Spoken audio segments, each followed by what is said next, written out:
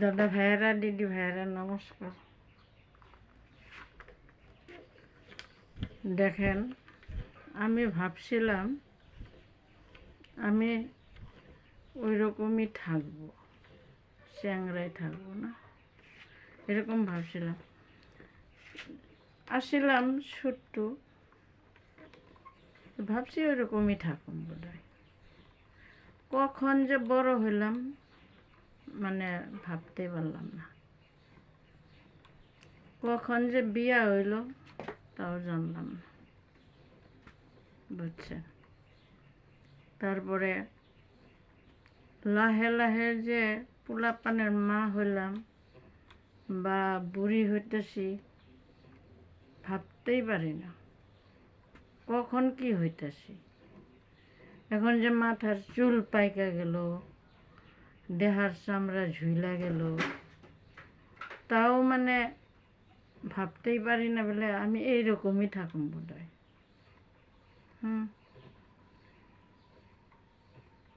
এখন দাঁত লড়তেছে বা লাহে লাহে চলতে পারি না, হরান লাগে, বল শেষ হয়ে যেতেছে। ভাবতেই পারতেছি না কখন কি হইতেছে। আরো ধরেন যে এই যে 7 জনম তপস্যা করে মানব জন্ম পাইছি না, এই মানব জন্ম আবার কি পামু না। মানুষের কাম করলে তো মানুষ জন্ম পামু না। এখন তো মানে দিন ফুরায় গেল, ফুরায় যেতেছে। এখন দিন আর ঘুরে আসবো না। মানে যেদিন তনে জন্ম লইছি ওই দিন তনে একদিন করে মানে আয়ুক মানে কইমাই যেতেছে, মানে বাড়ে না, কমে। তো এরকম কইমা যাইতেছে, যাইতে যাইতে যাইতে যাইতে এখন মানে প্রায় গেছেই গা, অল্পটুক বাকি আছে। তো এই জীবনটার মধ্যে কষ্ট করে পামু কি, থাকবো কি, যাব কি, হব কি। এই জন্যে আমি ভাবি যে আমি তো আর জন্ম পামই না, আমার তো আর কেউ দেখবই না। পয়সা পাই বা না পাই, বা না পাই কোনো কথা নাই। ধরেন যে কমসে কম তো ছবিটা থাকবো না, মানুষে দেখবো। দেখেন যে ভূপেন হাজরিকা মরছে, তার ছবিটা এখনো আছে। কতজনে মরছে, তার ছবিটা আছে।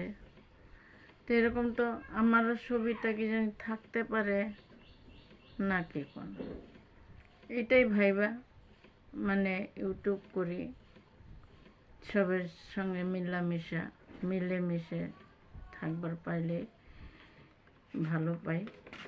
আর একদিন তো সবেরই তা বাই দিয়া তো যাইমই না কি কোন। তো এই জন্য আমি যা সম্মুখে আসে সবের লাইক শেয়ার করি, আমি কেউরে বঞ্চিত করি না। কিন্তু সময় নাই, কেরে পেটটার কারণে। এখন যদি এই বয়সে আমি যে কাজ করে খাইতেছি, 70 বছর বয়স, আপনারা বিশ্বাস করবেন? বিশ্বাস তো করবেন না। তে এখন এই যে এটা আসে সবাই কপালের লেখন না, কিন্তু আমার পোলা 4 জন, 4টা আছে। এক পোলা চাকরি করে, কিন্তু মা বলে পরিচয় দেয় না, ঘরে আসে না। ধনী মানুষ, ধনী হয়ে গেছে, 2 তলা বানছে মাটি কিনা, জানেন।